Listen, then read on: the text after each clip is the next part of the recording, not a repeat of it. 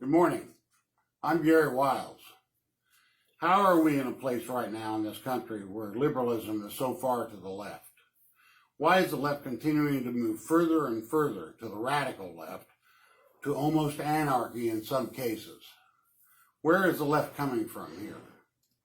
I'm not sure a lot of them know themselves, especially after seeing the debates last week.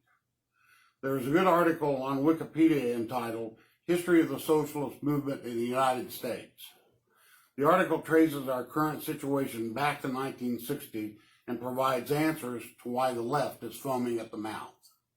It also accounts for why the Democratic Socialist leaders have captured the attention of some of the American voters who are wondering if we shouldn't give up our current form of government for socialism.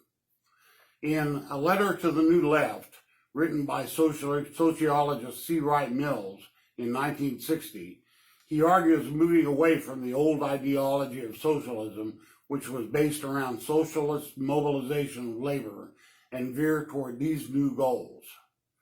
Number one, oppose alienation by accepting all the individual groups seeking justice, rights, or equality today. This is what we see today. These groups are banded together under the socialist movement. Number two, oppose a breakdown of social moral guidance in individuals. Guide the individual away from social fragmentation and the rejection of socialist values. Stirring up these groups and individuals with vitriolic hatred prevents their alienation and fragmentation and their continued acceptance of socialist values. The root word at the base of this is anomie, meaning the erosion of our norms. In this case, the American dream, traditional government, etc. This erosion also includes the malady of the infinite, where desire without limit is never fulfilled. It only becomes more intense, such as the ever-increasing and unachievable goals of the Democratic presidential contenders on the left today and their promises. They're only interested in unadulterated power and really care nothing for us save our wallets. Number three, oppose traditional authoritarian government, our constitutional government, under the guise of accepting the socialist regime's authoritarian leadership.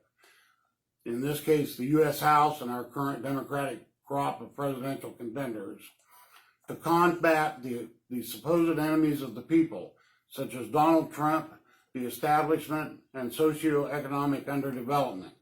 Think healthcare, education, employment, equalities, justice, rights, etc. Combat it by trying to convince the people the policies of the current government are wrong, completely ineffective, and are not benefiting them, while at the same time introducing wild promises of entitlements from the future socialist regime when it's in power.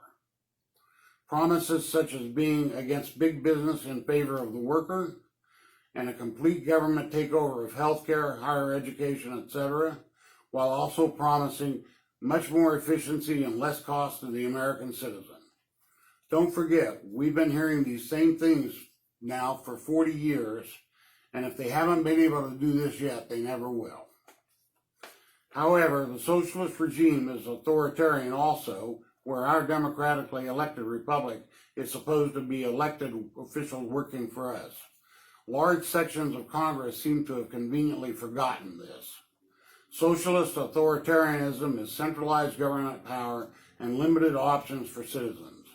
Individual freedoms are subordinate to the state, and there is no constitutional accountability or obedience to the rule of law, such as abandoning the laws pertaining to border security and illegal immigration.